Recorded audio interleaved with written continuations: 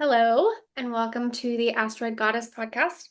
I'm your host, Amanda B, with my co-host, or your co-host, Jen Hampton. Welcome. We're talking about Pallas Athene today, which I'm actually really excited about.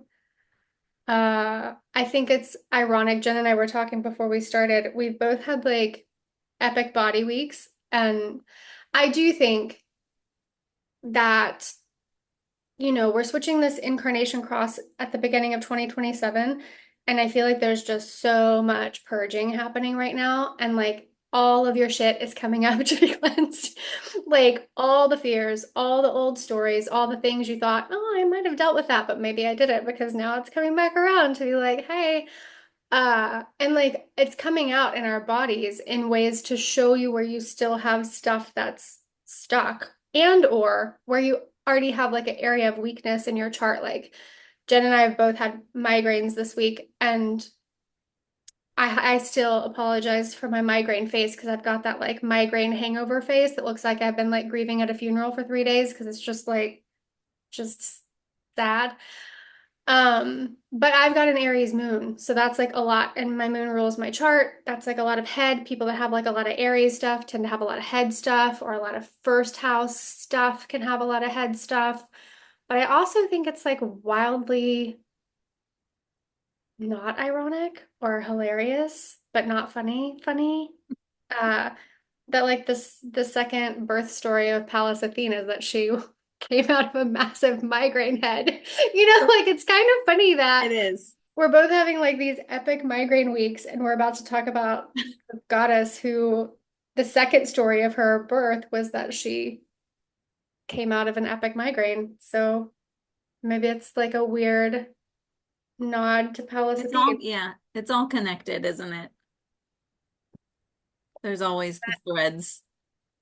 We're here, we're showing up. We were talking all morning, like, do you think you can do it? Do you think I can do it? I don't know. I've got all my bubble waters, quell the nausea, and I feel a lot better than I did. So we're gonna try to get through it today. And also just like Jen was saying before we started, like sometimes you just gotta show up where you are. And we're also honest about that. We're not like Mhm. our maybe typical. What did you say on your text this morning? It was like perfect. I said I felt like a blob, and you said something like I don't have any spunk or I don't I have don't any. have any luster. Yes, we Like I might be just feel a little like lusterless. Yeah. I've got some like glowy tint on, but like inside I'm like, Yeah. "Ugh." So we might be like a little lusterless or like just down on our luster, but we're here. We're ready to talk to you about this amazing goddess because she is, and she's very layered, like very layered. So, do you want to kick us off first? If this is your Well, first tune in, also, you should know we've been doing a series, so you can go back and listen yes, to series, our first Sarah's. in our series. The mother goddess asteroid, and you can go back and listen to Vesta, and this is our third one, right? Yes. Yeah, this is our third one, which it doesn't feel like it's our third one, but I'm loving us doing this. It is, Mhm. I'm obsessed with it. So it was really funny because Amanda, you were like, there's like four that I definitely want to get to, like the top four. And then like maybe we can like go more intuitively or whatever. And I was like totally down with that. But then when you were like, let's do Pallas Athene, I was like, ugh. I had so much resistance around Pallas Athene, which is also Athena. They have the same story. It's the same person. And so, sometimes when we're looking at like a lot of the asteroids are Roman goddesses, which have the Greek goddess counterpart, but their stories can sometimes differentiate a little bit. But Pallas Athene and Athena are the same. They have the same stories. And I just was like not excited about working with Pallas Athene. I was just like, man, and I am a Medusa lover. I have a lot of love towards Medusa. So if you know Medusa's story, Athena is the one who supposedly, even though I don't actually prescribe to that story anymore after working with Medusa. But I still like had something against Athena, you know, and I was like, Amanda was like, well, maybe we can do a different one. And I was like, no, I feel like the resistance means that I need to like look into it.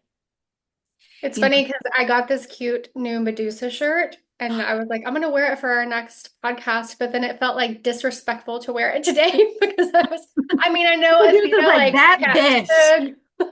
she like kept the Gorgon head on her shield, right? She always had it Yes. on her shirt, but I was like, I don't feel right about that. Like, I'll save it for a different Medusa's like, what for the? But we yeah, can get into exactly. that. We can get into that. I actually, you know, I don't think that Athena ended up actually killing Medusa by any means. I think Medusa was always very powerful. Medusa's name actually means guardian or protectress. So it would make sense for Athena to have her face because she's like, I'm protected and I'm guarded. So there's a lot of, you know, when working with the stories and intuition and the threads, you almost have to look between the lines, you know, and kind of pull the threads from there. So anyway, I definitely had some resistance with Athena, but I really after doing a little bit more research and just sitting with her a little bit more, I'm like, okay, this, and we'll get into that, but I have a new respect towards her. So, so before we, you know, can understand Athena, we need to understand her mom, Metis. And Metis was Zeus's first wife, and she was both a Titan and a goddess. So she was both. She was pretty powerful. And what I like about the Titans is that they are like it gets a little confusing because I use the word primordial, but they like in Greek mythology, they use the word primordial as like a separate sect. And that's not how I mean. I guess I mean like primordial, like ancient force, you know, like the Titans feel way old. So Metis was also a shapeshifter. She was the goddess of wisdom, counsel, deep thought, strategy, and foresight. So she was also known to be like a prophetess, and she wasn't like, you know, described as like an oracle in stories, but she had like her intuition was on point. She could see things, but that wasn't like what she was known for. Um, so in ancient mythology, they actually describe her as somebody who could transform herself into whatever was needed in that moment. And just like, it kind of reminds me like if you have kids, you've probably seen Moana, and Maui was a shapeshifter, but he had which Staff. his staff, but anyway, it's like a way to direct energy. But anyway, Metis was able to just transform. Um, Zeus was, I mean, I think I've said this before in our other videos, but like Zeus is a dick. If I'm being honest, like I just don't like this guy. But anyway, he becomes obsessed with Metis and he just kind of like follows her. And at first, Metis doesn't really know what's following her. Like she can't figure out, he's not like following her like in human form, but it's like this energy that's following her. Like she feels like she's being watched. Kind of like her skin is crawling. And so she's constantly trying to shapeshift. She finally realizes that it's Zeus and he's trying to get to her. So she shapeshifts into like an eagle and then a panther and then a snake. And then she actually she just keeps trying to shapeshift herself out of being caught by him essentially because she really the energy that I get from Metis was you're not respecting my boundary or you're not respecting my energetics of I don't want to be bothered. You know what I mean? Like I don't want to be messed with. So eventually she transformed back into her human self because she was like, well, this thing is around me no matter what. And that's when Zeus persuaded her to become his wife. There's different stories there of taking advantage of her without consent. But then there's also stories of him like kind of begging her to become his wife. So they become a unit. And that actually turns dangerous pretty quickly because and Gaia was a primordial goddess. So Gaia tells Zeus about a prophecy that one of Metis's children, which would be a boy, would overthrow him.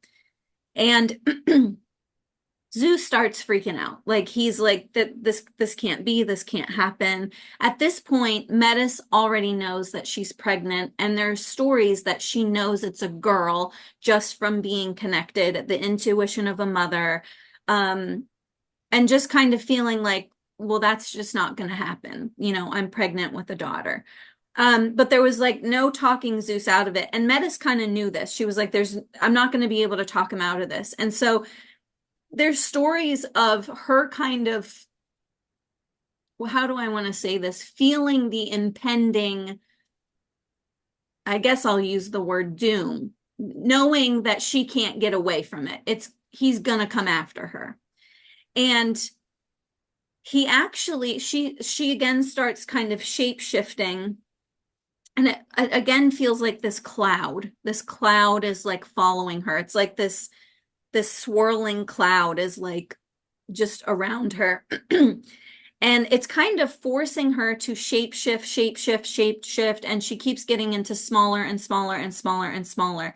And there's different variations of the story, but in the one that I know, that she turns into a fly and Zeus actually eats her. He's like, you're small enough and you're gonna go. In some stories, she turns into the droplet of water. And I mean, if she could turn into anything, I would imagine she could turn into water, but fly just feels like what she would have turned into. But so there was this feeling like there's no escaping him. She gets eaten. And I think that's really sad because if you check in or tap in with Metis, it's like just feeling like you don't have control. It doesn't matter what you say or what you're trying to do. It was like this power that was very controlling, intrusive, had no respect over, her needs, and just was like, I'm going to erase you, essentially. And so Zeus eats Metis, and in his thought, he said, well, I'm going to swallow her, which means she can't birth my child, but I will also kind of imbue her, her wisdom, her all the things that she has, right? Like the wisdom, the counsel, deep thought, strategy, foresight. And like I do want to say, like, Metis did work with Zeus. Like, Metis is the one who helped him take over his dad, Kronos. So Split up the kids, right? right, yes. Metis was a badass, like she was powerful in her own right, and she had foresight, so she would guide him. So there was a level of respect, I think, that Zeus had, or maybe jealousy, but didn't he didn't respect her in like, oh, how do I want to say this? Like, she's sovereign. He's like, he could still control her, if you know what I mean. It's almost like he manipulated her to use her gifts for him and solely him, not for anything else. So, after he swallows Metis, he's like, okay, the prophecy's gone. And shortly after this happens, he's like, wow, my head is just really hurting. And like, it kind of goes on for a little bit. It goes on for a little bit. And then it's just like, he's like, oh my God, like somebody has to help me with this. It feels like, and I know from my own experience, and I think Amanda, like there are times where it feels like our skull should just crack open. Like it feels like somebody's trying to take something and like hammer a nail in different parts of your head. So in different parts of the story, there's Hermes, who tries to help Zeus. But in the story that I know, it's actually Hera's son who is like, I want to say he's like half horse and half human, but his name is like, I'm not going to say this right. Hephaestus. Hephaestus. Anyway, we should probably like maybe Close. Google that. Just let I that think one you're very close, like Hephaestus. Hephaestus. Hephaestus, yes, yes. So he actually performs what's called a crane. Craniotomy. Thank You're you. welcome. I said my words weren't great today, and Amanda, I was like, please help me, back me up, and she's like, got you. So he actually like splits Zeus's head right open, and a fully grown Athena busts out of his head. And In she's armor. not, I was like, yeah, she's not just fully grown, she is like to the gills armored. So fully grown, fully armored, ready for battle. And I think that's also very interesting, which we can kind of tie in that stuff later. But so that's Athena's origin story. Her mother gets eaten by her father. She kind of grows up, well, she does grow up motherless. And her dad is a dick. So anyway, Have you heard the other one? I don't think I have. So when I was doing my research, because that's the story I knew too, and Yeah. then this is Demetra George's book that I always Hmm. read. This is a great book, guys, if you're like into this stuff, especially on the ones that we're talking about right now, like Ceres, Pallas, Vesta, Juno, are like the main ones in this book. She Were said, you going to talk about Pallas Athene? Because I'll get to that. yeah, well, you can talk about it, like how that name came. Yes. Yes. But it says the true inception of Pallas, however, occurred in Libya 6,000 years ago, where she was born on the shores of Lake Triton, home of Yes. several tribes of African Amazons. Yes. Her ancient title, Tritogenia, refers to her origins from water. After her Yes. birth, Pallas was found and nurtured by three Libyan nymphs dressed in goatskins. During this period, she was known as the Libyan triple goddess Neith, which is like includes Medusa. Like it's Yes. like three, it's like the maiden mother crone That's vibe. why I don't think that Athena actually killed Medusa. I think they were because Medusa, I believe, also was part of a mermaid lineage or water priestess lineage. And I think Athena the same. Yes, I Then have she that. says that she was basically brought like 2,000 years later to this area and that this was the transitional narrative was that she was Well, that's interesting. So I kind of feel something different, but I,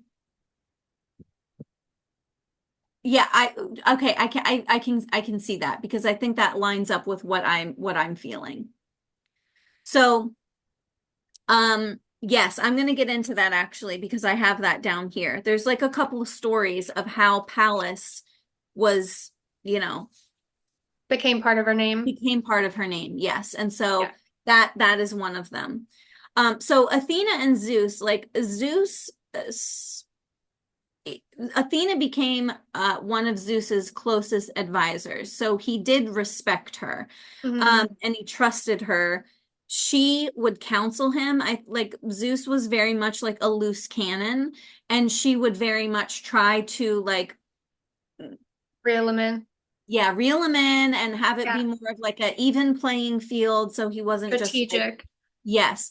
And she carried I'm not going to say this right either, but Aegis, which was his thing, which I think also had Medusa's head on it.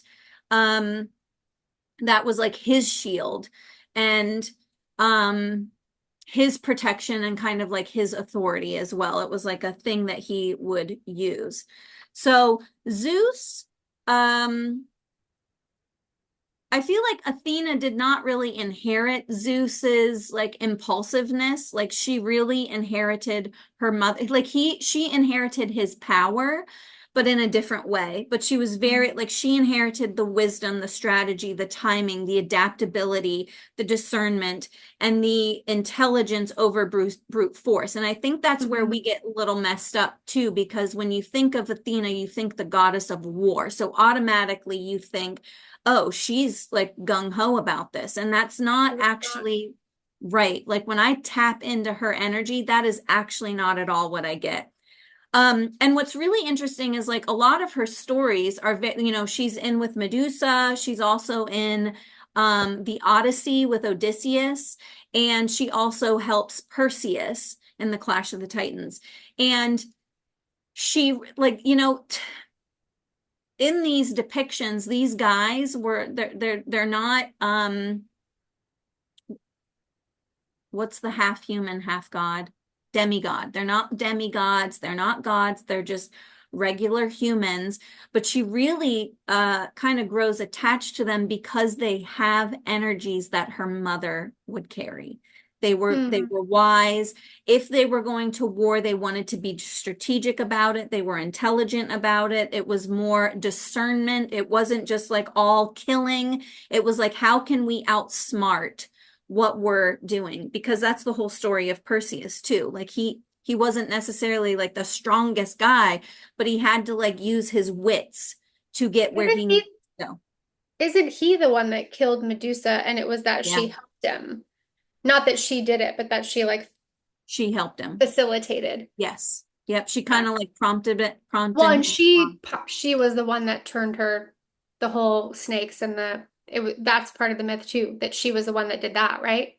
Yeah, That she so did the snakes Medusa, and the she did the story is that turning and the Medusa was, the story that we know, which again, kind of like Vesta's. Remember how I said I feel like her story was very much manipulated? I think yeah. Medusa's was very much manipulated, but if we're going off of historical, like what they're saying, Medusa was raped by Poseidon in Athena's temple. And Athena was so mad. And it was said that Medusa was a priestess of Athena's temple, which I think they're all wrapped up together, but anyway, I digress.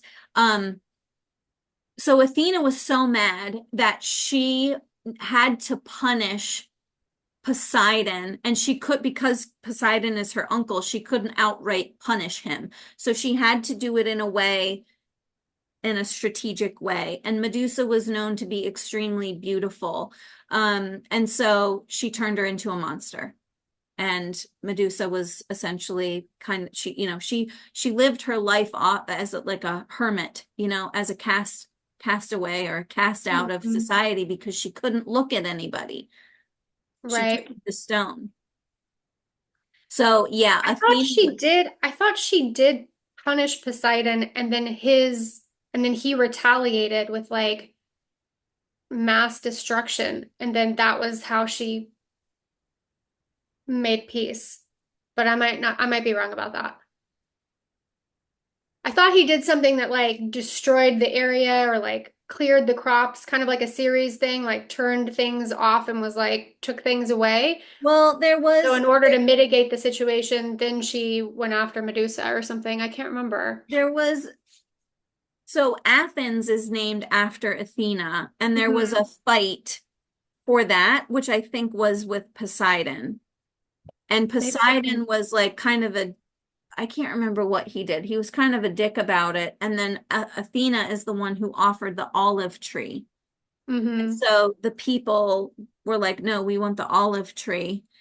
And that's how that city was named after her, apparently. Right, So, right. but I don't remember reading about Poseidon, but that I'm not going to say that that didn't happen. I could be Look totally that wrong. up. Can we look that up really quick? I feel like it was in. We'll come back. We'll circle back. Okay. We'll circle back because I'm like curious now. So, hold on, let me get back to you now because I was trying to Google it. All right. So we've got the prophecy, we've got all that. We got Athena as like her and her dad, and like the way that I see her dad is like super controlling, a For jerk. sure. So Um, interesting that that's Jupiter. Like it that's is because planet I of feel so blessings and abundance is disconnected. this like Dick. really big dick. It's And It that's where boggles. it's like I don't know how they always can merge together because Zeus is when I tap into Jupiter, it feels very separate or different from Zeus. And maybe Zeus wants to be those things, but he has like too many. too many things going against him. Or maybe he wants to be known as the god of like abundance and this and that, but it's like his ego gets in the way. Who knows? Yeah.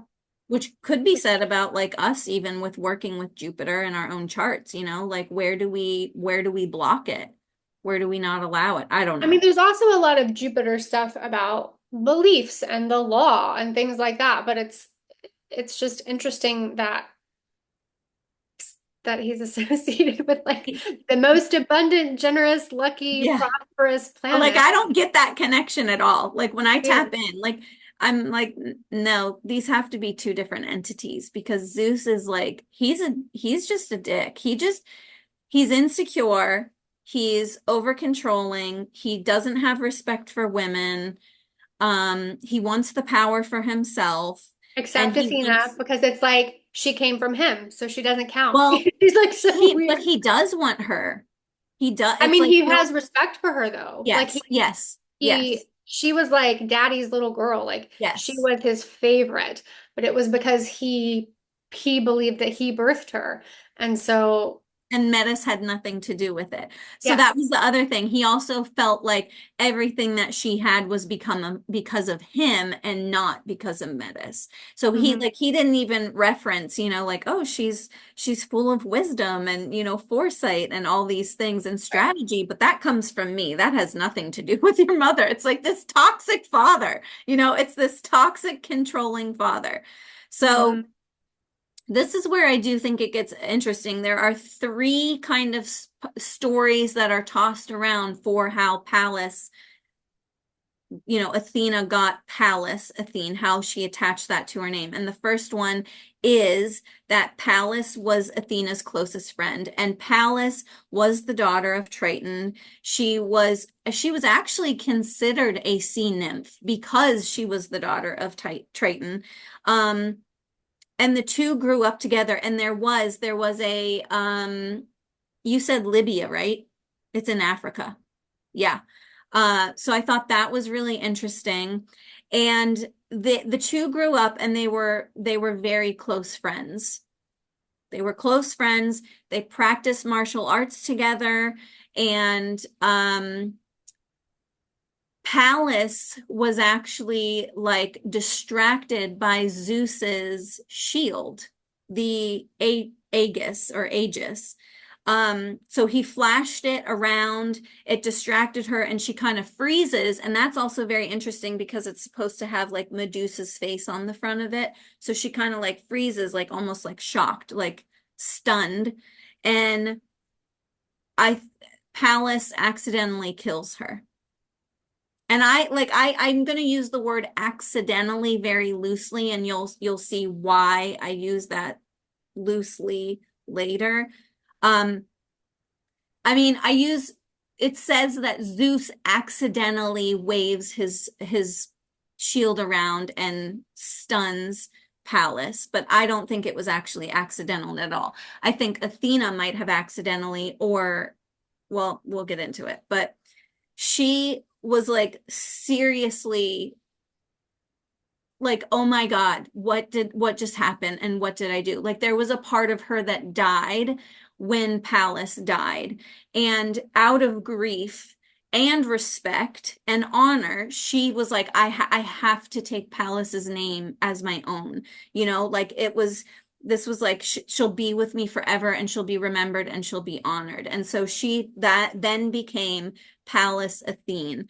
And I think I really like that story. And I also really love the connection with water, with her being a nymph. Story two, sorry, Jonesy's like having a coughing attack. I can't hear um, it. can you hear her? Oh, a little bit. Okay, because she's like, you got it? You okay? My God. You got to figure it out here. You good? Okay. So there's another story that Pallas was a winged giant, and Athena actually defeats him. And I think he was maybe known as a Titan. But it gets kind of gross. She flays his skin and actually uses his skin then as like a protective cloak And that was her way of being like, yeah, beat him. I got him. So it's like she'll wear him as like a symbol of triumph. Um, and then there's a third story, which I'm going to blend two stories here. So there's a third story where many scholars, linguistic scholars, believe that the name or the word Pallas actually meant maiden or youthful woman. And so it was almost like a term that would, and this is where I find it gets interesting. It was like a term that would identify Athena as a virgin goddess. Remember that virgin, right? So this is where my gears start going. But first, I think like I feel for Athena because I think she was brought into a world that felt very patriarchy because it was Zeus. I mean, there were goddesses, but it was Zeus and like the uncles, and they were kind of the ones who really ran the show. And I think Athena really had to be I think she had to learn how to live in a man's world type thing. And so if she wanted to protect the things that she wanted to protect, she had to learn how to play the game. And I think there's like a part of her, how do I want to say this? So like when we talk about the virgin goddess, what did we learn with Vesta, with the virgin goddess? What did we learn that meant? I get where you're going. I do, when I read about her, I felt like she was a virgin, but I felt like she was a virgin because she channeled that energy into something else. Like I felt like the second story of like him eating metas was kind of Yeah. like the birth of the patriarchy in the sense of like Yeah. they'd swallowed the feminine, Yes. and out came Yes. this woman who had to like you said, she Survive. played the game She had to and play the game. she kind of screwed a lot of women over, I think, in some She ways and did. sometimes Yes. because she Had to play bolstered the game. masculine patriarchal rule. Yes. And So why she did that or not, but I think she kind of channeled her sexuality like Kundalini wise into like like being a warrior and creativity and I just don't think she saw herself in her feminine at all anymore. no, I don't think so either. But see, that's where I really question, like, what if Pallas wasn't actually like I love the idea of Pallas being a sea nymph because I'm a fucking mermaid myself. So like I love that story. But I That's the also story that wonder if feels true there's to like me. it's what? That's the one that feels the truest to me. Like I don't buy the Yeah. giant story. That No, sounds no, like I didn't fading. identify with the giant at all. But I do wonder if this was like, and it could have been both. It could be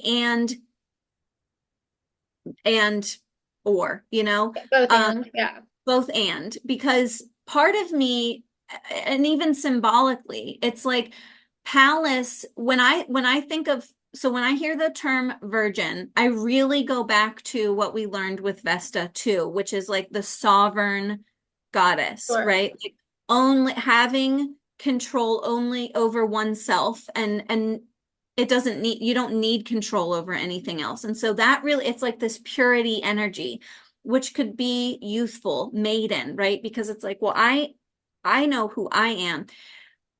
I feel like that was done by design. I don't think Zeus accidentally. I think Zeus was trying to, it was almost like an initiation. Again, kind of pulling the sovereignty from Athena, pulling that virgin, and it could be and both, right? Because she could have been a virgin, but she could have also been sovereign, and it could have also been like she was saying goodbye to a piece of her that still felt young, youthful, in her feminine. Even though they would like do things like martial arts and practice together, it was like this young connection, this youthful connection, this feminine connection. And I think that was almost like a symbolic thing that happened, that it was like, this is the initiation. And because I feel like in that moment too, I don't know why, but I cannot drop this whole feeling that Zeus knew what he was doing. You know what I mean? It was like he kind of had this idea of like, I'm gonna take away things that mean a lot to her because I need to be able to have more control over her, or more, it's more about me, it's more about me, it's more about me. And so to me, it was like saying goodbye to childhood, saying goodbye to this sovereign part of her. And I think in that moment, she was like, I've got to learn how to play the game if I'm Well, gonna it's also survive like this. any shred of the feminine left, like Yep. that's her connection, that's That's what her I'm trying to say. girlfriend, that was her like Yes. girlfriend that she hung out with that was like this sea nymph feminine energy. And like even her warriorship, like she was a warrior, but she was an Yes. incredibly compassionate person, seemingly.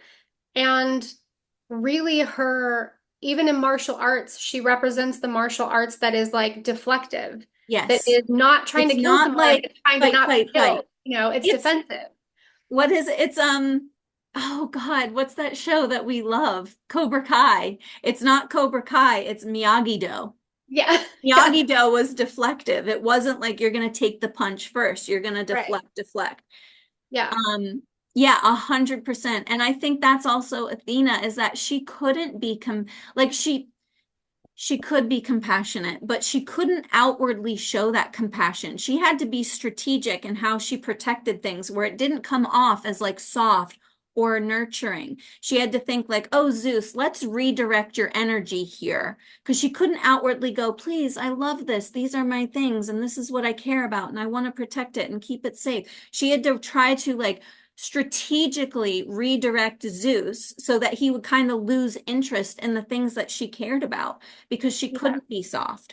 And so, yes, that's like exactly what I'm trying to say. And I almost feel like Pallas was, whether she was a person or she was actually a part of Athena, um, something died that day, and it wasn't just her friend. It was her youthfulness. It was that feminine, and the friendship. And there's just like it's like there's more that I'm trying to say, and I like can't figure out how to say it, but Well, it's um also interesting that she kept it in name, even if she maybe didn't express it yeah. like that. She took that with her as like Yes. a piece of her, even if it wasn't something that she could embody. But I think that's also right. And that also is so symbolic then of how she had to respond and react to life with these toxic masculine energies. Um, because it was something that she still cared about and she took a name, but you're right, like couldn't outwardly show these, could not show these things. And it was really survival. I mean, I honestly, it's like she's playing chess with her dad and she's constantly trying to outwit him. Like she's got to be a couple steps ahead because he's just like a loose cannon. Yeah. So But it there meant she was, got into rooms that most women did not get into. And she became kind of a correct. bridge. She was 100% a bridge, Yeah. It wasn't even like for she other completely gods gave and it up, goddesses. Yeah. Like even like she was almost like a mediator in a way. Yeah, 100%. And that's what I love so much, is that like she just wasn't the one. She's not going to be the goddess that's bloodied and has her shield and her sword where she's like killing everything. It was like she actually did not like violence. She did not like violence, but she wanted, if there was going to be a war, then she was going to outsmart it. She was also a part of the Trojan horse, which was very strategic and very like, so Yeah. I think that's all I have to say about Athena. What I love so much about her is that I we could look at the Virgin Goddess in so many different angles, but really what I get from that now is that, and I love that too, because with Vesta, there were the sexual rights, and with Athena, it's, it's almost like that had to become closeted. Like this, like you said, like you almost have to like build this energy on your own. It's like she couldn't really participate because it wasn't really accepted. It was, the men could do it, but the women couldn't. You know what I mean? And so there were these parts of her, that it's like she was still trying to be sovereign, but she had to, she just had to play the game. And if she didn't play the game, then she was not going to be able to protect the things that she wanted to protect, because Zeus would have been like, "Oh, I don't trust you anymore. Get out of here."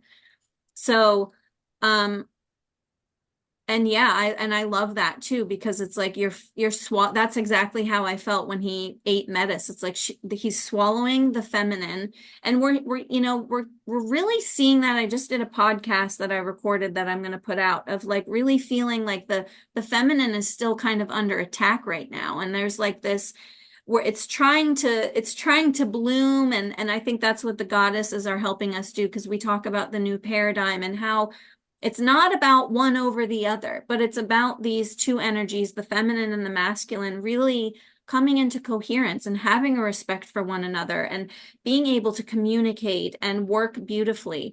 And we're learning how to do that. I feel like there's this egregore of like what you said, what we're trying to process out, because I don't really feel like there's the powers that be that are pulling the strings anymore, but it's like our own crap that we're like moving through doesn't quite know how to open to the feminine energy and open to, fully let it coexist right now. And I think we're on our way to that. But I think that's another reason why Athena is with us, is because she knows what it's like to have to be in survival in something that isn't necessarily all her. There's like so many parts that she had to keep hidden or let die off, and that to be able to be a part of everything. So I do have a message from Athena. I was able to pull some cards, and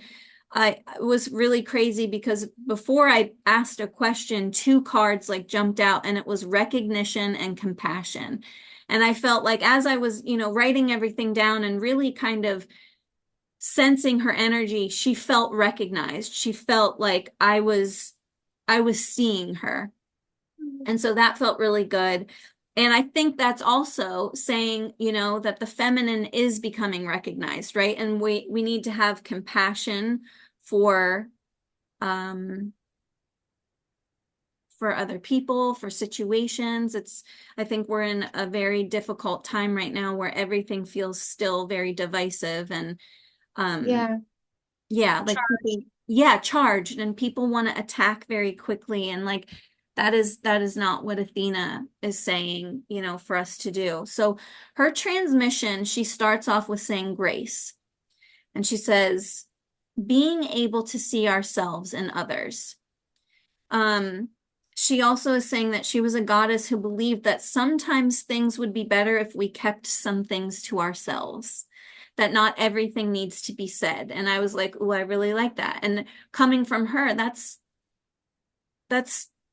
strategy, that's foresight, that's wisdom. We don't have to verbalize every single thing.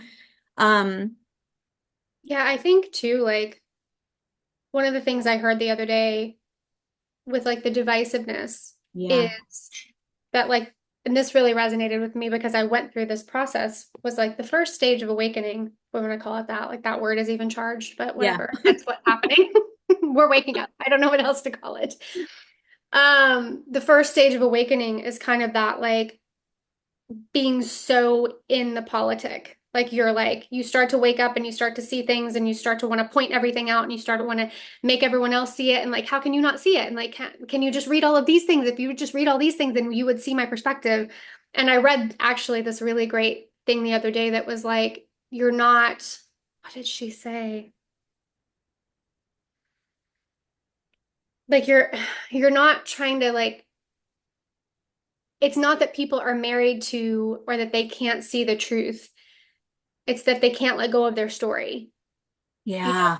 Ooh, like yeah. parents who vaccinated their kids for COVID cannot Mhm. now say it's like they can't see it because it's their story is that they did the right thing and that's what they were supposed to do and it's okay for like we have such a problem as a society to go I whoops messed up. Or I messed I up didn't like that like I I did that. or I did this thing with the information that I had at the time and shit now let's pivot like I wish people That's could do also that often. like, well, I mean, that's what I love because recognition and compassion. It's like Exactly. recognizing something and having compassion for yourself. But I think that's the thing is like, we hold to a story so much and so much conviction that we don't hold any space for compassion for ourselves. We don't hold compassion or sometimes for others to be like, oh, wow, maybe they have their own story or their own beliefs. Um, Yeah. yeah. But I feel like that first stage was kind of like you're in it, and you feel like you need to talk about it, and you feel like you need to talk about all the Mhm. things, and you're like, what's going on here? But what's going on here? But what's happening Push, here? But push, what does push. this mean? And then the second stage is like you really step back from all of that, and you really like we talk about this. Sometimes one of us will read something, and we'll still go, fuck, like what do you think that means? And it never happens to us at the same time because No. always one of the other one is always like, well, it's probably just like on the path, Yeah. like we're all on the pathway, right? So the second stage does feel like that stuff really doesn't, you're not tuned into every little thing that's happening on the world stage. You're not like getting stressed out about like how everything is like shifting all the time because it is shifting all the time. And there's like so much disclosure right now and so much happening that if you really stay wrapped up in it, you'll get overwhelmed. But that second stage is really like stepping back, like viewing things with compassion, not needing to say everything, not needing for everyone to agree with you. Like everyone's Yes. waking up and seeing things in their own time and they'll get there or they won't, like whatever that means for the bifurcation of humanity. Um, so it's interesting to think about that. Like, I love that message. Like, we don't always have to say it. We don't always have to be entrenched in all of these things. And 50 years ago, we wouldn't have known half of this shit. Like, we wouldn't be No, so connected, which is why our nervous exactly. systems are freaking the fuck out because Yes. we're not meant to be marinating in so much information all the time. Yes. Go listen And to here's books. here's like a thing that I also get like a little tripped up in because like we want to be able to know our own truth. We want to be able for our intuition to be strong enough to really be able to embody what our truth is. And Amanda and I always say that truth is a moving target. It's like, oh, I land here, and then it's like you go 5 weeks and you're like, holy crap, I've just had like 5 downloads and I feel so different about this. And so your truth has moved again.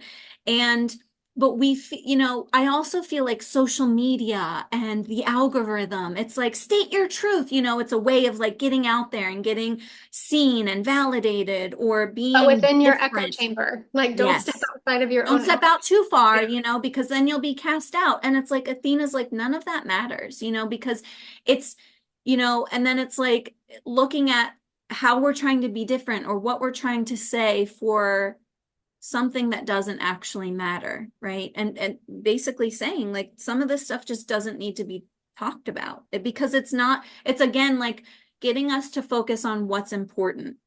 So she also says, she's reminding us that our own wisdom is found within. Life requires us to be cunning, but she uses cunning as smart. Life requires us to be smart and make smart choices.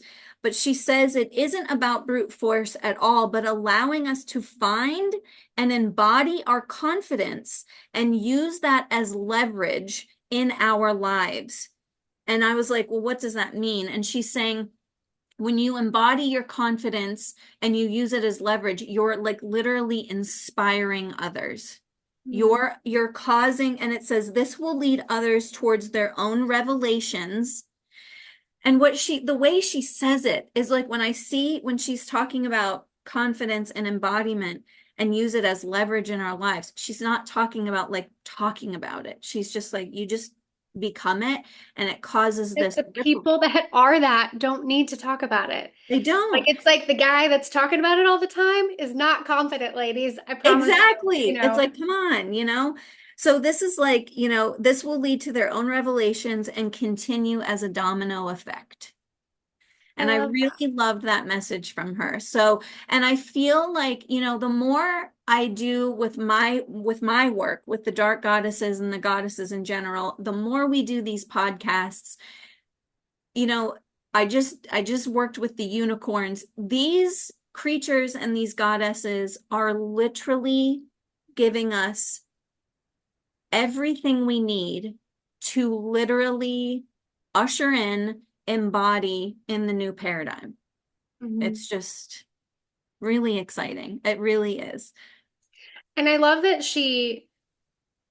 like her smarts, when you said Mhm. smarts, Yep. is not about what you read in a book. Like No, her smarts was that's her creative intelligence that came from within. her own She's essence. really saying, tune in for your own revelations. And to do that, we really have to step back from a lot of the noise and static, you know? We have to quiet everything. And I think that's like, just as you know, Amanda helped me kind of get into the groove of honing what I wanted to do this past year. And, I used to listen to a lot of different people and I had my favorites, but I really chose to not even listen to my favorites so I could have my own clear line. And that doesn't mean, when you're not like, when you're quieting the noise, it's not like, oh, you don't want to like listen to everybody. It's just you need your line of wisdom open so you know what you feel, what you think, what feels true to you. And Amanda and I say this all the time, like, Amanda, you've said it so many times. It's like I don't want to lose my subscribers and I don't want to lose my followers, but if I'm one of the things that you have to let go of to be able to hear yourself, then by all means do it. And because I think we get entrenched with the society of like, we're going to make it and success with the followers and the subscribers and this and that and this. But that is not our mission. Our mission, both of us, just in different ways, is guiding people back home to themselves. And that is exactly what Athena is telling us to do. And I think she's guiding us to be, she had to survive in this capacity, but what she is saying is use her cunningness, use her smarts, use her wisdom, use all of those things, the counsel, use those things, but usher them in a world where the patriarchy isn't dominating. And I think that's what she's seeing for us, is hopeful for us, is that that's where we can allow ourselves to be a little bit more in the feminine. And that doesn't just apply to the women, you know? Yeah, yeah. Okay, I'm done. This one's gonna be a long one, guys. So if you need to take a beverage break, now's the time. I uh I have some notes I'm going to read and put my glasses on. Okay, so Pallas Athene was the second asteroid discovered while tracking the path of Ceres, which was our first asteroid discovered. So she's number two if you're looking her up in your astrology chart. She takes about 4.5, 4.6 years to orbit. So she spends about 3 months in each sign. Uh, she does have a Roman counterpart, and it's Minerva. So if you have Minerva as your godhead, because Minerva is one of the godheads in human design, that would mean that your conscious sun gate is 28, 44, 50, or 32. Then this would also be an important episode for you to listen to, not just because uh if you have a strong, we talk about like having a strong asteroid in your chart, like these ones that we're talking about, which I talked about in the very first episode. I went into like why this is so important right now and why we're talking about these and why these ladies especially are like balancing out the masculine feminine of the natal chart that really was like largely just Venus and the moon holding down the feminine fort. Uh this would also like they're also like a little bit more important for you if you have them in angular houses, if you have them aspecting a personal planet, obviously. but also if Minerva is your godhead, because that's the Roman counterpart for Pallas Athene.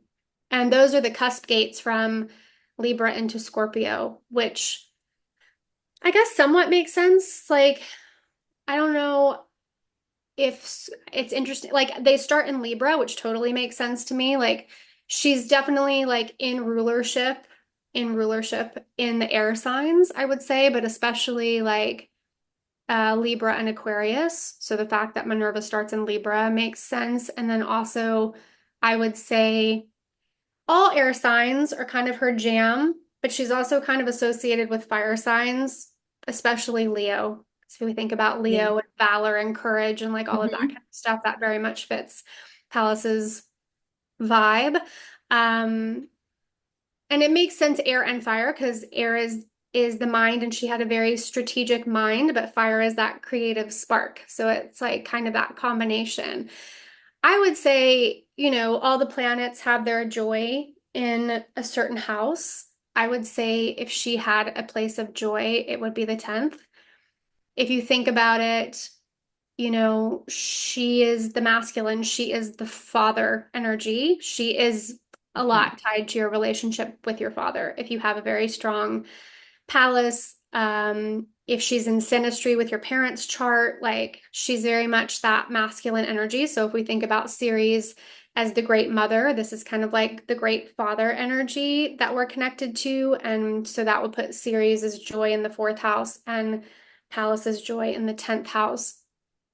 Uh, in your astrology, she's like very much tied to perception.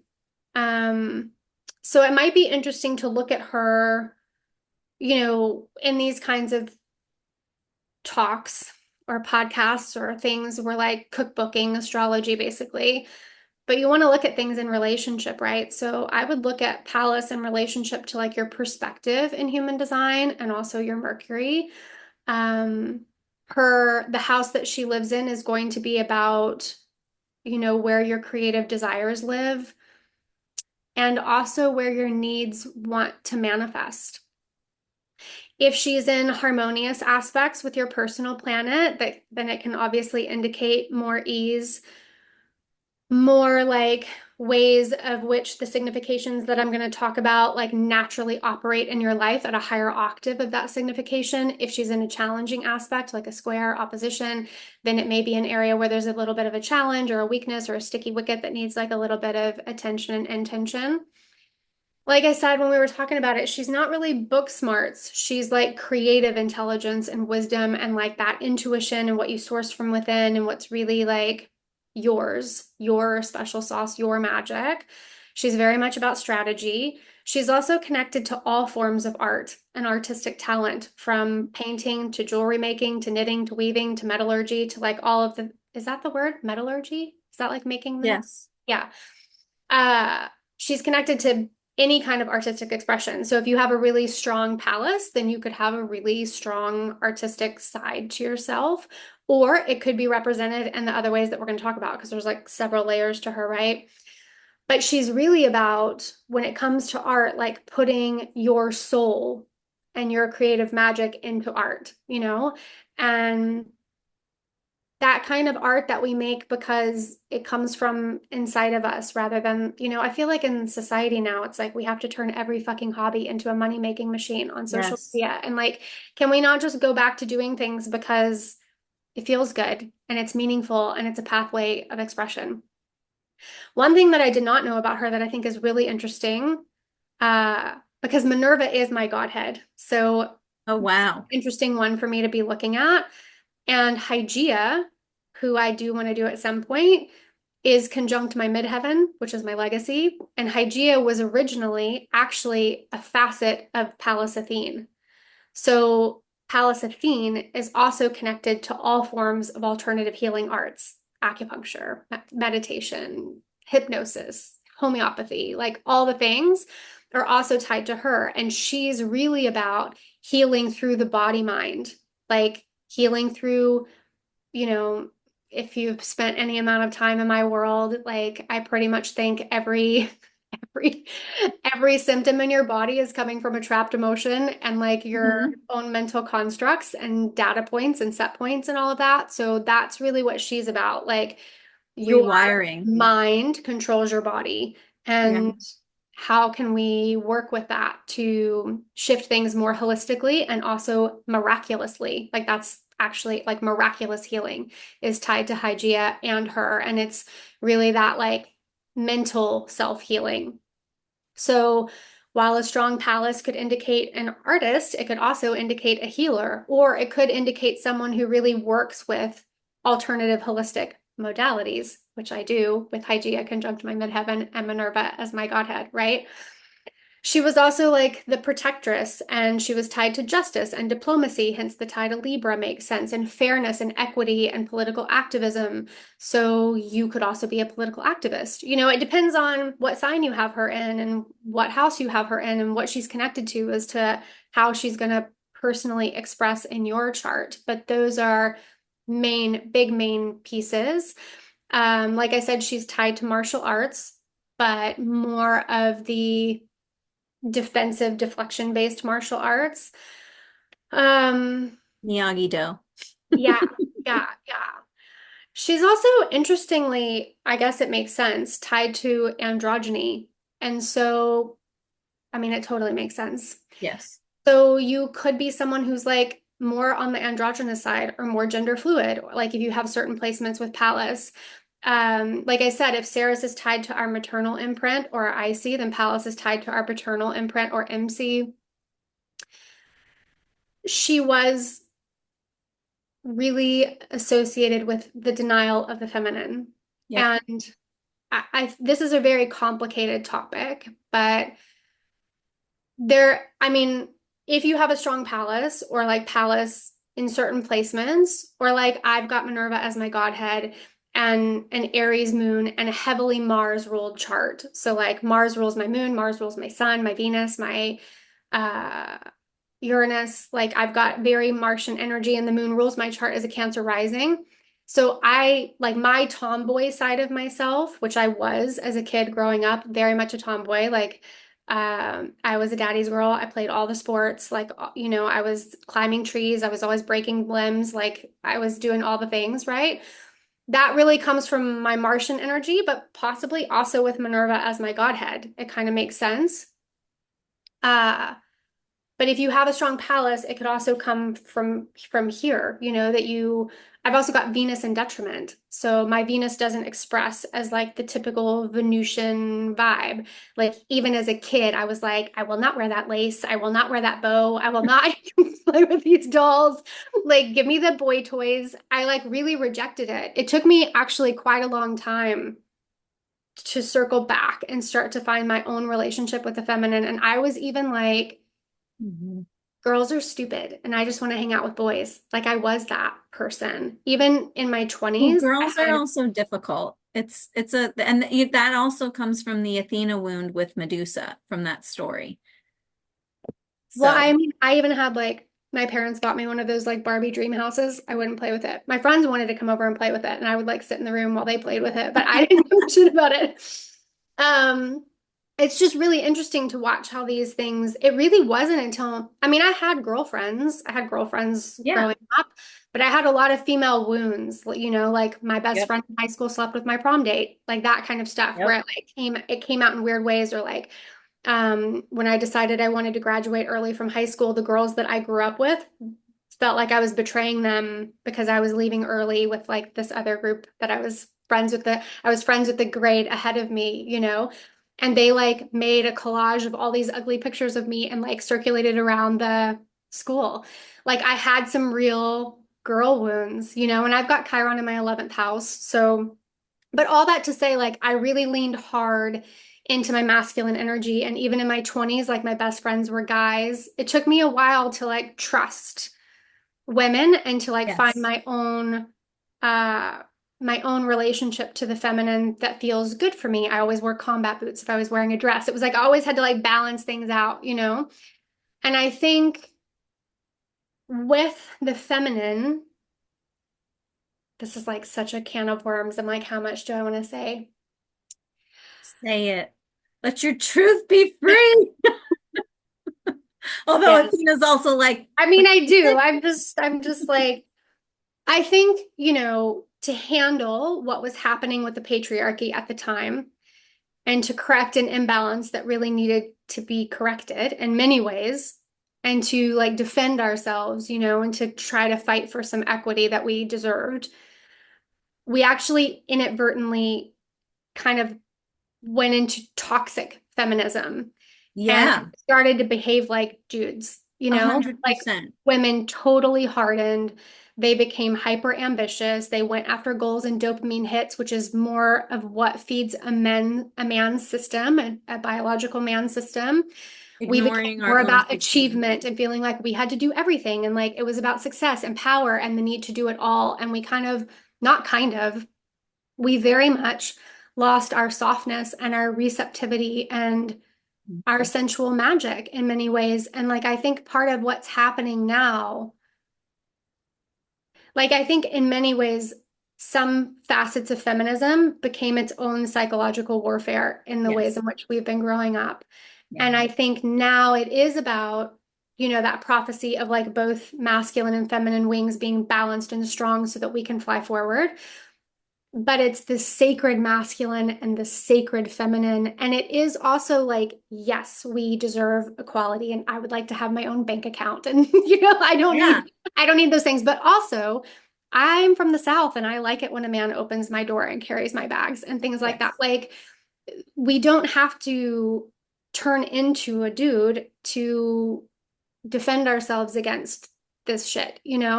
Um, and so there's that part of it too. Like she really had to just vacate her femininity.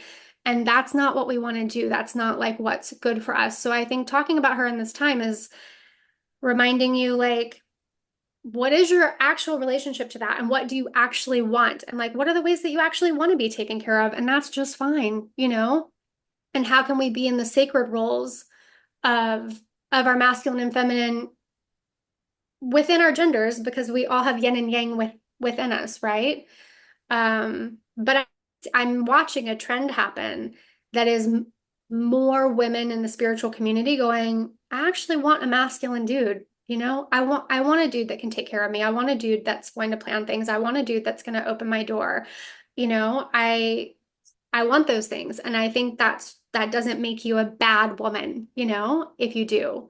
Uh, any thoughts? No, this kind of goes into what I've been, the podcast that I had just recorded the other day about like the feeling of the feminine under pressure because it's like this, and I don't know how much I want to say because I don't want to like derail, but I mean, all of that makes sense to me. But I think there, like, I'm seeing a theme right now as well where women want something masculine or want a man masculine, a masculine man, a positive, a positive representation of the masculine, And because that doesn't mean that he doesn't also carry the feminine or that he's not intuitive yes, but I emotions, think that that's we're also the shaming that, thing, right? Yeah, right. I think that's the thing is that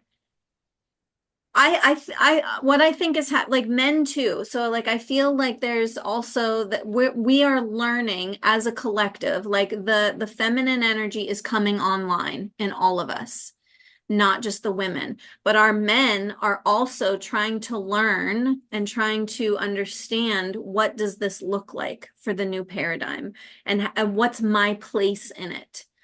And because the feminine, I mean, Athena is a badass, right? And like I agree with Amanda. There, like the feminine is not just about being soft and gentle and nurturing. Right. There's this embodiment that we have where if the wind blows, you're still standing there. You're not like, oh, like you're able to stand strong enough in your own embodiment that you're not just knocked over, but there's also something about having the balance of the masculine who can hold you when you need held, or who can help you balance, or who can help you do the things that you might not be able to do.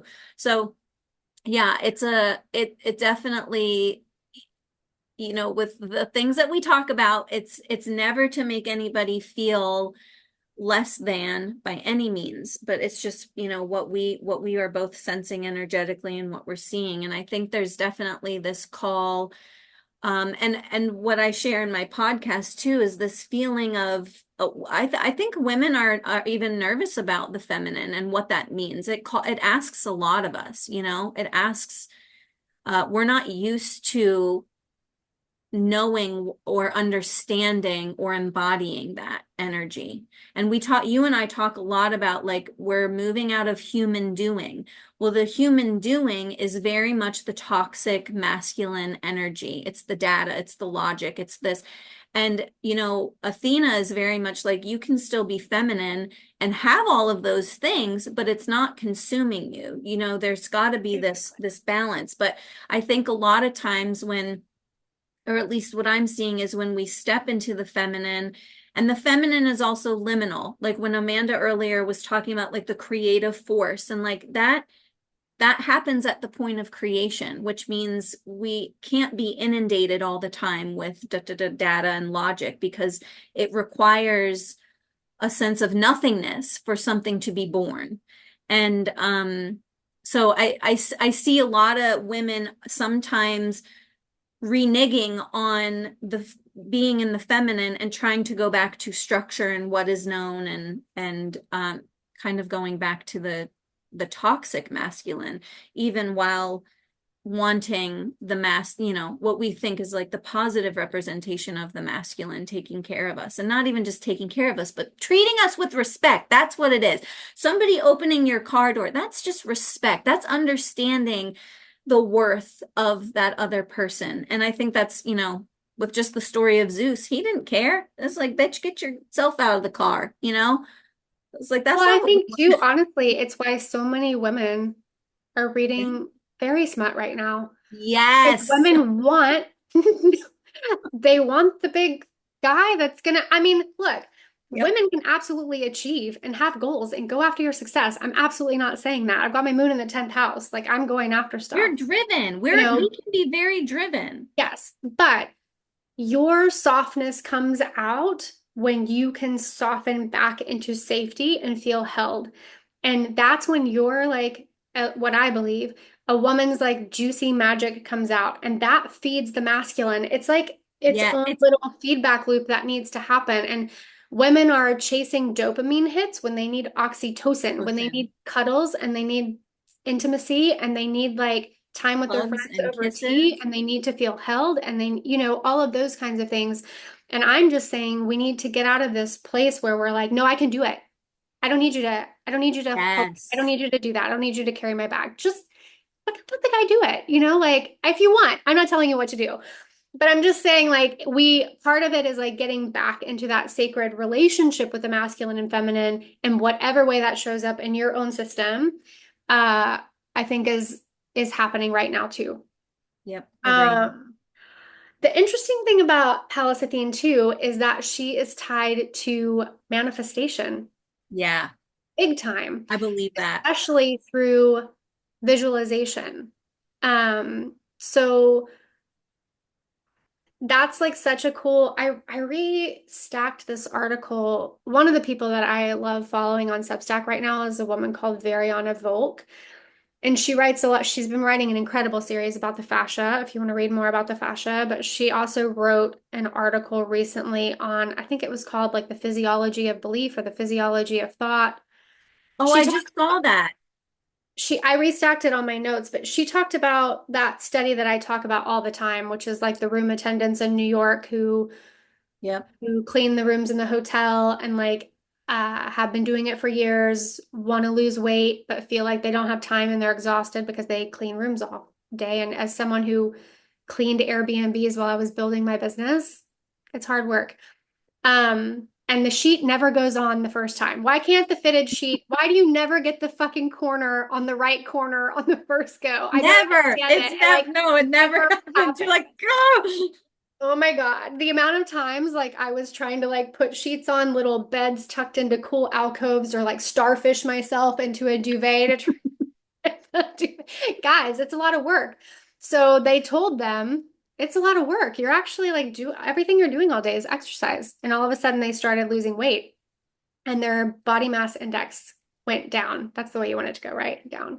Yes. Uh, Your and like all BMI. of these good things started happening to their health just by telling them, which is why when we work with the fascia, we do it with the intention of working into the fascia. When we do nervous system practices, even if we're mowing the lawn, like I talked about the other week, like my nervous system practice was mowing the lawn off self-propel. I was pushing the mower. That was like working my proprioceptive system, you know?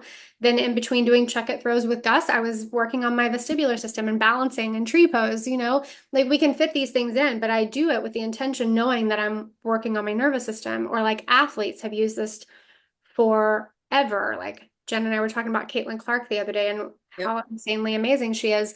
She talks all the time about how she uses visualization Well, to, that's her teammate. That's so yeah. is it Sophia?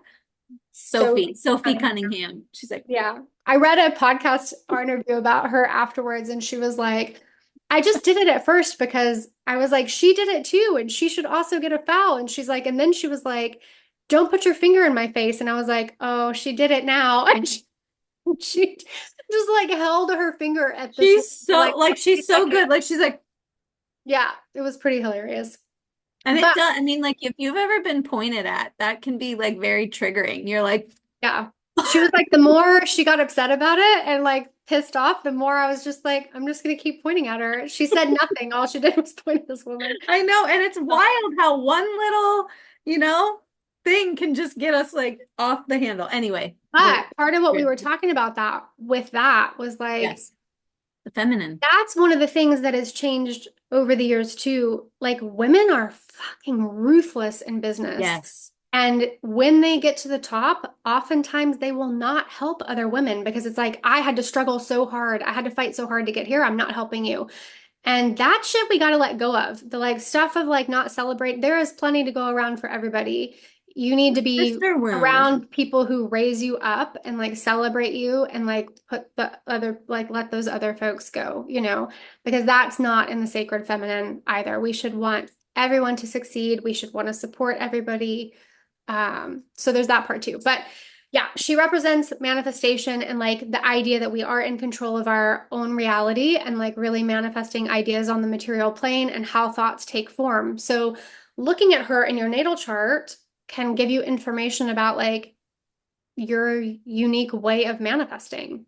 Um, or how things want to come through for you, or like we know over here that I love to look at the body unconscious gates, like what does that gate say about the subconscious reprogramming you might need to do to get the static out of the way of what you're trying to create in your life, right?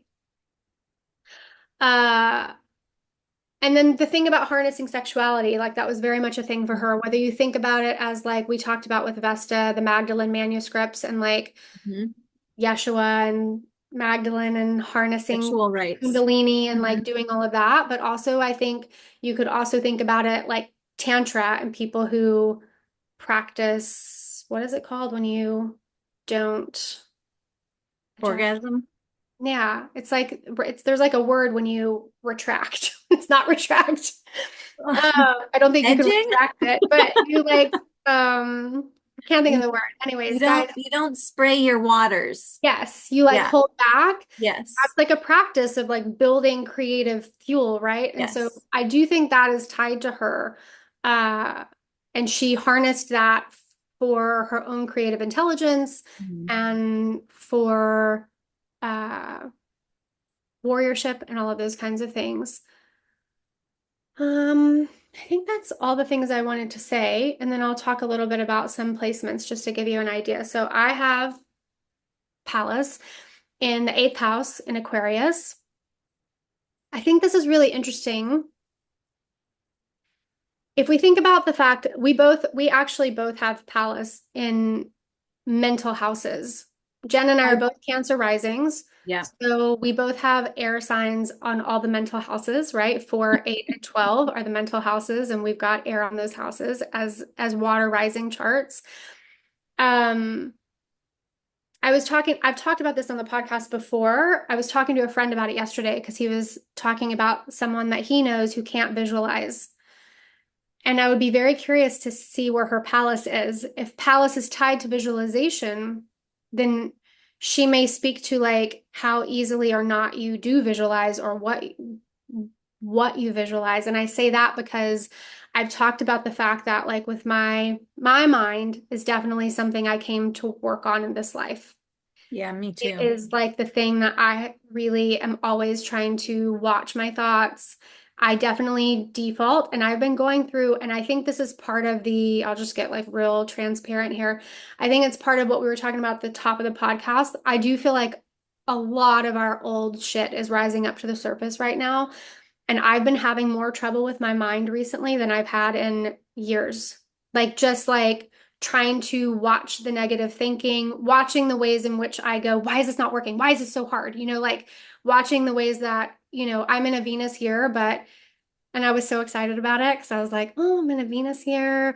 Venus is in Libra for my solar return. It's going to be like so Venusian and juicy. I usually have Venus in Scorpio, so I'm going to have like this great, like more resourced relationship with Venus.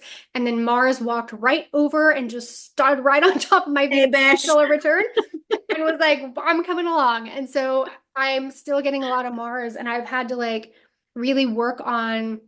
I don't feel like I'm not sitting here feeling angry right now, but like if I went to like unplug something or move something and it didn't happen in an easeful manner, there's like this thing popping up that's like, what the fuck? Like this energy that's just like, why is this so hard? Or what, or like I'll hit my head on something or I'll stump my toe or like it's just like a weird frustration energy that's like circulating in the background that I've had to really work on. And then my mind has just been like, a dick lately. Like I haven't had such a hard time. Usually I'm pretty good at like, okay, I see this thought, I can observe it, I can not attach to it. I can do something to shift it, like EFT or clear some emotions, and then I can go back to marinating in the good thoughts. But I've just caught myself a lot over the past few months, either being judgmental or being like irritated or being frustrated or being like, that kind of like energy. And I brought this up because with Pallas in the eighth house, that's like the gunky subconscious, right? And one of the things I've talked about in the past that I sometimes cycle through struggling with is that my visualizations will turn into catastrophic thinking. Like I will be visualizing some beautiful setting that I'm like desiring for my future, and then like a shark will murder me while I'm like it's I like something totally interrupts. And when this first started happening, in my 20s, probably, I called a friend who was a therapist and I was like, am I fucking losing my mind? Like, I can't control it. It's just happening. The same way, and I've talked about this openly too, like in my 20s, I had a nervous breakdown and it came like just like all of a sudden I was having panic attacks all the time. I was really depressed and it came with suicidal ideation where I wasn't thinking about committing suicide, but I couldn't stop thinking of like things would just pop into my head. I'd be taking a shower and then some image would pop into my head. It was intense and dark. And or like I've talked to my ex about this because we both had it. Like you'd be standing, waiting for the subway, and then all of a sudden it would pop into your mind that you just jumped. Or like you'd be driving along a cliffside and you're like, oh, I just drove off the side of the cliff. Like these are things that a lot of people don't talk about because it's doesn't sound. I do the like I don't know if I would do the opposite if it qualifies as the opposite, but I'm like constantly like, oh, I'm in the ocean and then a shark comes. What do I do? It's like I have to have it figured out of how I could survive. Right. Like Yeah. Yeah, survival, safety, that's like a form safety. of it. Or like some people just have catastrophic thinking, like they're always Thoughts, yeah. worried about their kids, or they're always worried about like they're Oh, thinking I had that every bad happen. scenario that could happen. That's all nervous system stuff, right? Yes. And I've got Pallas in Aquarius, which rules the nervous system. So the more my nervous system is in a happy, balanced, coherent, flexible place, the less I deal with the other stuff, right? And sometimes sometimes it's not that I'm not doing all the right things. I do think stuff is just coming up to be cleared right now. And it really is about Yes. not attaching to everything that comes up into your mind or every emotion or everything that kind of circles back around and just knowing that like stuff is moving through and allowing it to move through. But I wanted to mention that. because it's important. This placement also with with eighth house especially is like strong psychic gifts and oracular gifts. So you can pay attention to that. There's also like intellectual strategy, especially in Aquarius, for psychological transformation, for future vision. This Have a placement foresight. says, and I'm not saying I'm right about everything, but it does say that I can see what's possible and translate what's coming for the collective. Like that's Yeah. what this energy really is. And so I do try to share things, not from a place of like trying to convince people that whatever I think is intuitively happening is happening. Mostly I share things to try to give people hope and like a what if we're actually going somewhere really cool. How cool could that be? And there's so much stuff out there about how it's terrible that I like to share things that are like, look at this cool thing that happened. Maybe that means we're going somewhere amazing because I do think we're going somewhere amazing. And my chart says, I can see it. So I'm just sharing that with you. I'm just kidding. I'm not right about everything, but this is a placement to pay attention to if you've got Pallas Athene. Nailed it. It's also pattern recognition, which makes sense Mhm. because my gate 44 is my conscious sun gate, which is what gives me Minerva as my godhead. And that gate is like my pattern recognition gate. Like that's one of my big gifts in this life is to like see. Now, one of those things is that we can see all the things outside, but we don't always see ourselves as clearly as we see Yes. everybody else's patterns that we can help unravel. But it is a gift that you carry with that gate and with this placement in Aquarius.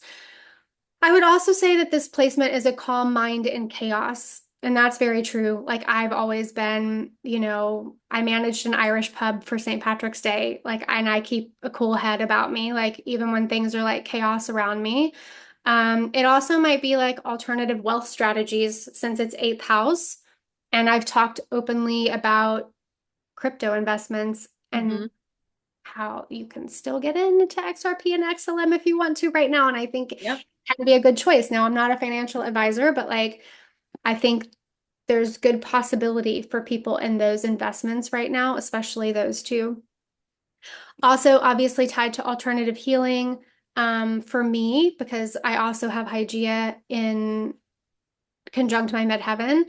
Um, So part of what I'm here to do is like help others heal, but also like prevent crisis. Like they were really like preventative, like body, mind, holistic, overall well-being. I would say this placement also, like anytime we're talking about Scorpio or the eighth house, there's like a need for mental intimacy. That's very true Yeah. for me. It's definitely tied to sex magic since the eighth house is sometimes, I mean, it depends on what astrology you're looking at, but the eighth house is sometimes tied to sex. Um, Just orgasm magic. have it in gate 13, which I think is a really interesting one to have it in. It's funny, I talked in a couple of newsletters ago about how someone gifted me the doTERRA Forgive oil, and I'm not a doTERRA person. Like I'm not like pushing doTERRA. Please don't ingest oils, just as a side note, if you do use doTERRA. But this gate, like any of the gates in the self center, are part of the magnetic monopole. So those gates are specifically tied to how you manifest, and like the shadows of those gates are specifically creating stat. Like if you're in the shadow version instead of the higher octave version of the gates in your self center, that can be a big thing that's keeping you from manifesting your desires. And anytime I have someone with a prominent gate 13 and I tell them that forgiveness is their pathway to manifestation, they either cry or want to punch me. And I it's think that's me. I think I'm one of those too. really, we never want to hear the thing that like we don't want to do, right? Yeah. But the magic of this gate is forgiving the past and forget, and that means forgiving yourself too, right? Not just like forgiving the people in your life. It's also very much the gate of listening and empowering narratives, which is something that I do, right? Like I talk about things I've been through in my life and I try to give you tools to empower and move people forward. Um, I also thought it was interesting that my body gate is in Aquarius still, but in my first house of the body. And it's in the solar plexus, which comes back to like, what do we need to do to subconsciously reprogram around manifestation? And for me, like I have a Healy. Anytime I scan myself in the success coach, I get emotions. Like I get like Yeah. you move the emotions through your body. You need to like, like all the I know that and I'm working on it. I'm very watery and sometimes porous and like it's one of my lifelong processes is moving the emotions through and not trapping them in my system.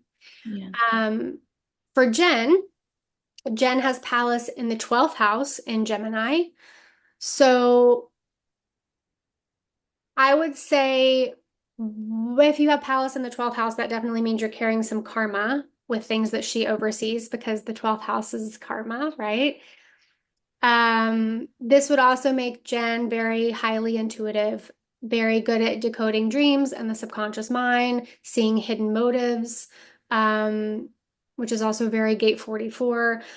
Can see multiple perspectives. Like this is a placement of channeled wisdom, and also being connected to collective consciousness and also being able to be strategic about what you reveal, like knowing what's the right things to reveal, right? This is someone who, if you have it in the 12th house as well, like really needs, and we've talked about this, I think, in all of your placements that we've talked about, like needing rest.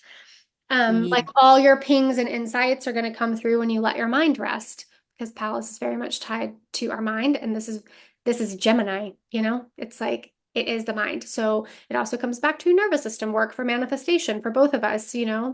Gemini and Aquarius are the two signs really most tied to the nervous system.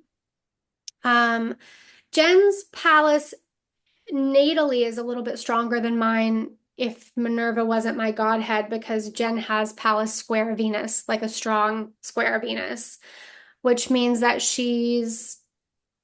Pallas is tied to her integration of Venus, and there's potential conflict there when we have a square, like some kind of tension that needs to be resolved between Pallas and Venus and between the 12th house and the ninth house. So it's like a direct tension between hidden intellectual strategies, maybe of the 12th house or the channeling part of her or like that creative part of her, but it's still Gemini. So there's like a little bit of logic and stuff tied to that. And this kind of idealistic public facing values regarding love and belief systems in her ninth house in Pisces. Venus kind of swallows, like if you're talking about a battle between Venus and Pallas, Venus is winning because Pallas is in the 12th house, which is like one of those houses where things are kind of quieter, and Venus is exalted in Pisces, right? But we're not saying one or the other. They're both asking to have their own, everything in our chart wants an outlet and a channel and to feel seen, right? So that's what we're always looking at. Like, how can I see this thing and give it a place and give it like its own due? Um, this is like really also kind of a battle between there's a battle between the Gemini part of you that kind of wants to mentally analyze things and dissect and logically categorize subconscious patterns, and the ninth house Venus and Pisces that's like, let's just surrender to faith and unconditional love and spiritual flow.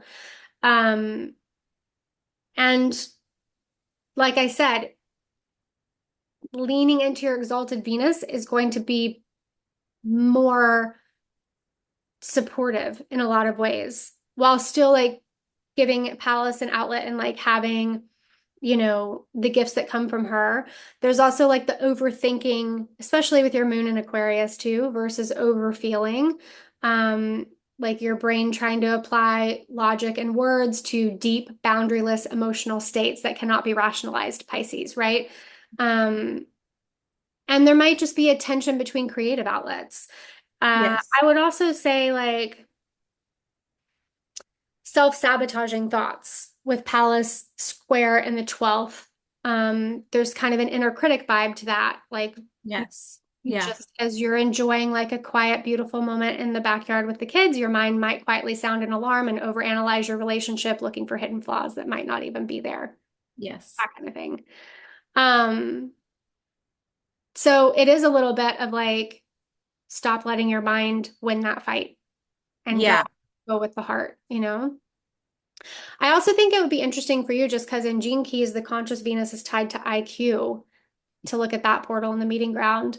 But Jen's is gate 15. So I love gate 15. It's like allowing yourself to flow with your own rhythm and aligning yourself with greater compassion for yourself and others rather than like trying to do what everyone like this is the person who like needs to stop listening to everyone be like, oh my God, guys, this is the thing that worked for me. Everybody needs to eat whatever the Yep. fuck they're talking about and really listen to, or like everybody has to, like, if you don't get your bare eyeballs in the, I mean, I'm someone who advocates for bare eyeballs in the sunshine in the morning to get the good UVA light. It's great. But if it stresses you out so much because you've got your kids in the morning and it's like not doable and it's not, then you need to follow your own internal rhythm and not listen to me, right? Um, and then I also think it's interesting that your body palace is in gate 52. So for you, that's like the root center. So that requires grounding to rise, you know? And Yeah. gate 52 is also like being able to stay focused on what you need to focus on. Like you can see the big picture and you can't let the big picture overwhelm you or put you into paralysis. um you can just take one logical step at a time, like without having to like figure everything out. But it's also like not putting your energy in places that really don't reciprocate, you know? Yeah. So, and we're all, I mean, Jen's in a Mars year this year. So Mars years are often about cutting away what's not working anymore or what's not in Mhm. alignment. Now, where you're cutting away depends on where you have Mars in your chart and where and what houses are up. So for Jen, there's a lot of pruning around career. There's a lot of pruning in the children's space. Like, like what needs, like where do boundaries need to be set and what needs Yeah. to be cleared. And also Amanda's gotten many creativity. voice notes from that specifically. Yeah. And then like I said, we both have her in mental houses and air signs. So to tap into Palace's gifts, there is like a managing the mind and being Mhm. mindful of mental overwhelm and giving the mind an outlet and thoughts instead of letting yourself get swept up in the stories and the narratives and stuff like that.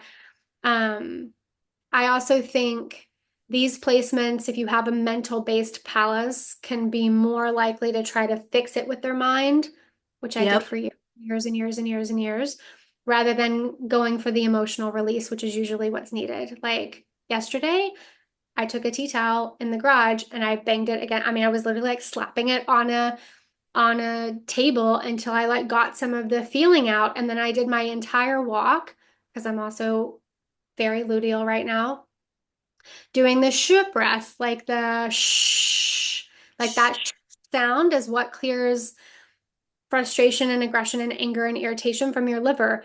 I literally did my almost entire walk yesterday doing that breath. I was just inhaling and exhaling shh all the way and like imagining pushing out all of that funky feelings, right? It also might be like healing through things like journaling, which I'm so fucking resistant to. I don't know why. I'm the same way. I'm And then so when I resistant. do it, I love it. See, I don't always. Like Well, sometimes I it's don't like, well, always I do love the practice that we've been doing of doing the purge journaling and then writing over what you over already it. wrote. And I do feel like, thank you, Miranda, to who suggested that, a member from the collective. I do feel like that lets you get like deeper and louder and like funkier in what you're saying. But I also feel like for me, as a I mean, look, this comes back to like where are the thoughts coming from? And for me, I Yeah. think the thoughts are coming from your dysregulated nervous system. So, like, I spent years and years and years and years doing EFT and affirmations and trying to like square peg, round hole, will my mind into a better place. And what I really need to do is like watch it and catch it and reorient myself as much as I can. Like I said to Jen the other day, I'm really trying to just not complain at all, not speak judgmentally, not focus at all on things that are not working in my life, just orient all of my energy, even when I'm talking on the phone to people, even if I felt bad, I don't really harp on it. I'm trying to just talk about what's working and what's going great and what's beautiful in my life because that's how we shift things. We need to grease a new place. Like a lot of us, you know, I posted an article today actually. I'll restack it in my weekly Nourish this week, but It was a great article this woman wrote on neuroplasticity and the nervous system. And it's that whole Joe Dispenza idea of like Right. what fires together, wires together. And by the age of what, 35 or something, we've already like pretty much created like very deep grooves in our brain. So if we don't catch ourselves in the thought and go, nope, I'm not going down that road. Something that Jen said was, not listening to other people. Like that's something I did when I started doing astrology and human design. I stopped listening to all astrologers and human design people. Now there's like a few that I like to listen to just because I think they're brilliant. One of those people is Pam Gregory. I think Pam I Gregory. love her. I And if love I her. can't say it better than Pam Gregory, then I will just link her video because I don't need to reinterpret or say it just so that I said it. Pam sometimes just says it fucking great. Yep. Especially when it comes like my focus is more like your chart and your nervous system and your practical tools. And Pam focuses a lot on The collective. the collective energy. But she was talking about this the other day. She did something about, I think it was called Many Lives, Many something. Yeah, and how we're like tapping into, yeah, tapping into different lives. Yeah, but she was like, when I see myself going down the negative thought place, I just go fun and freedom because that's like her word to like, she's like, whatever your Ding. words are Yeah, to like just pull yourself out of that. And I started doing that. And like, it's because it's kind of silly too. It just jars me right out of the place. And then I reorient to something that, you know, um, is really working, but that's the work of right now. Like we are moving into this so much more amazing, beautiful energy, but it is not going to wipe us clean of our baggage. And what the universe is asking right now, it's going, here it all is. right. So we Here it can is. drop Like, it though. here's all your thoughts that are still living in there, and here's all your trapped emotions that are still floating around. And even if you don't think you're pissed off, if like this little thing irritates you, then it's living inside of you. It's like, um, that Taoist thing of like the guy meditating in a boat in the middle of the lake by himself, and he's like totally zen and he's relaxed and he's meditating, Mm. and then the boat hits his boat and he opens his eyes to yell at the person for interrupting his meditation, and the boat's There's empty. no one there. And it's like that idea that like that lives in you. It's not about the other person. So we're really being asked to grease new grooves, and that takes work. It really does. Like you have to be like a fucking ninja with your mind. You And do. And you nope, I it's won't like do it. a fight. And It I think is. that's what I also like about Athena though, because when she talks about like when you talk about like, strength and cunning and wisdom and strategy, it has to be strategic, right? We have to be, you know, like, and we're talking about like Metis, her mother, who, like you have to be a clear conduit for yourself, meaning when you have, and listen, life is hard. I get very overwhelmed very easily. I'm a very sensitive person. I feel all the subtleties. I've got two kids that I'm raising. I'm homeschooling, like, and this year with Mars year, like my fucking cup fills up before I know it. And it's like you just want to, but you have to be so strategic to even be able to stop in that moment, which is really like, I know it's hard because like, at least for me, it's not only my own thoughts, but I have other things coming at me. And so it can feel like a mountain, but like, what did Athena say? Compassion, right? Revelation, recognition, compassion. And so instead of like judging myself and being like, oh, you should do more, you should have done more. It's like in those moments that I do have recognition, hold compassion and be strategic. What do I want to feel right now? And I've been doing an EFT practice in the morning.